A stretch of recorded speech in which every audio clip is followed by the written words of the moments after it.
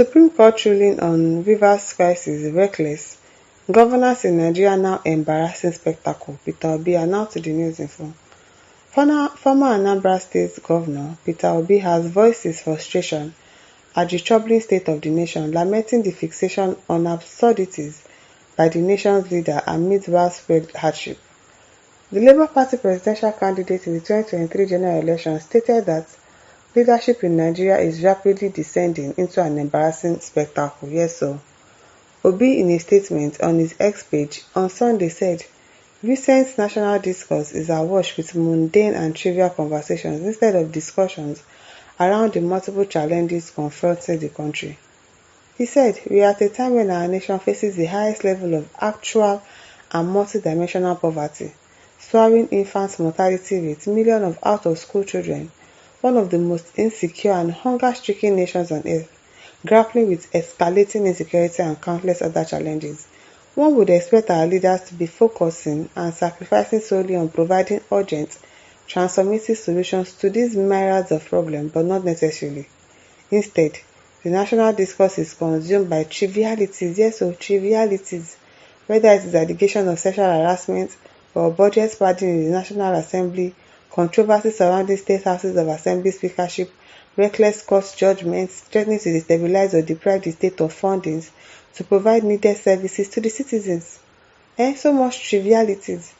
He also decried the judgment of the Supreme Court on the crisis-rocking Rivers State, describing it as reckless and threat to Nigerian democracy. What is coming out of the three arms of government, the executive, the legislature, and the judiciary, is disgusting and uninspiring. The executive show of negative power, as seen in Osun State. The reckless judiciary pronouncement on Rivers State that is capable of threatening democracy, plus the embarrassing scandal from the National Assembly, all combined to give a gloomy picture of our democratic journey. Leaders in these three arms should avoid undue disruptive interference in affairs of subnational government activities. Urgent steps should be taken by the leadership of the three arms to stabilize our polity and stem politicians from defecting to parties where they feel it will be easier to rig them into office. Abio. This reckless neglect of serious governance is a grave disservice to the millions of Nigerians who deserve competent, accountable leadership focused on solving real problems. The blatant display of political rascality coupled with widespread irregularities paints a distressing picture of leadership that has abandoned its core responsibility to the people and is making governance resemble a theatrical performance. Now Netflix we dey watch like this, premium Netflix content na we dey watch for this country. It's a theatrical performance rather than a serious commitment to public service. While citizens bear the crushing weight of various hardships due to the misgovernance, those in power prioritize personal interest and political gamesmanship over the nation's well-being. This mockery of leadership is not only unacceptable, it is a betrayal to the people's trust. Nigeria cannot afford to be governed like a reality TV show while millions suffer for long. It's time for leadership rooted in character, competence, capacity, consistency, compassion, and urgency.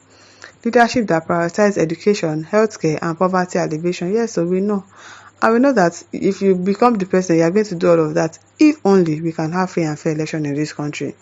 Hopefully by 2027, all these bad people, they would have been flushed out.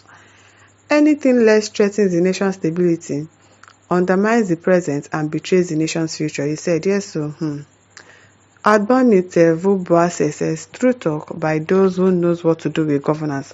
Unfortunately, only criminals and miscreants are having a field day, politicking, wheeling and dealing, thus putting everything and everyone up for sale to the lowest bidders. Sadly though, forgetting that even themselves stand sold as well.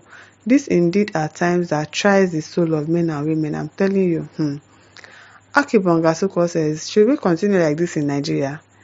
Is the way the politicians that has grabbed power are using the judiciary to rubbish our democracy the best? Revolution does not happen because there is peace. Some stupid non-entities are accusing Peter Obi because he has spoken the truth, like any well-meaning Nigerian. The conditions that Niger Republic and their colleagues that has found themselves today was caused by cases and conditions like this. Tomorrow we'll start blaming others, looking for solution, Abi. It is well. Oluchukwu says, Diran Adeyemo wasted me. Who is Diran? Okay, Diran says a third class graduate like you can't understand law, so it may look absurd to you. So because he is a third class graduate, you think he doesn't have sense. You think it's everybody that has first class that had the first class on merit. Diran Adeyemo, it means that your first class already is a waste. If you are thinking like this, if your thought process is like this, then if you have a first class, it's obviously a waste.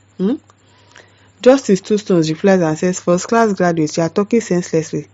Peter Obi is a man you and your entire family generation, past, present and future, will never have. Now envy and tribalism go send you. Don't mind them talking rubbish. Because it's a third class graduate and so.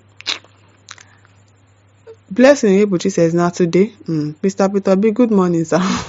That's why we listen to MNK. They call you IBB's first son. So you think MNK is wrong. You are the one that has refused to listen. Just as Azikiwe, more surprises for you. Your brand of politics is like Waziri in those days. Okay. Obiora says, Peter Obi will never win election. What if he now wins, Obiora? What if he wins? If he wins, just come and pack your load and go and find another country to stay because she will not stay in this Nigeria. Magnus Ezeribe says, you are so primitive to the level of comparing Obi and Tinubu. Let me ask you one question. If you happen to own a company and you are in need of recruiting a manager between Peter Obi and Tinubu, which one will you go for? I need a straight answer from you. Where are you asking question? Magnus, who is the person that you are talking to? Don't mind them. If they put Tinubu down and Peter Obi, they are going to pick Tinubu because pick Peter Obi because they know that at least he's going to do better. Samson then he says, much grammar is no longer needed in Nigeria as truth is no longer regarded and respected.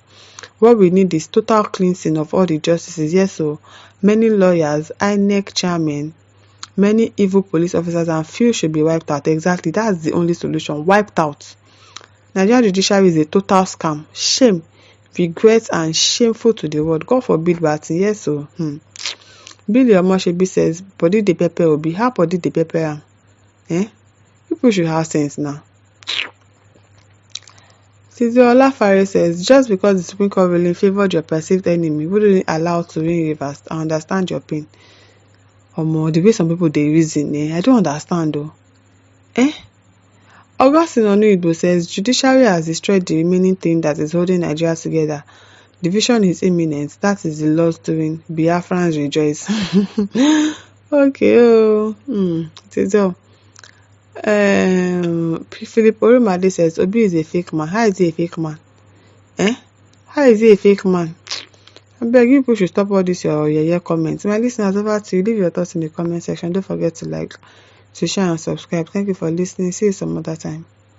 Bye.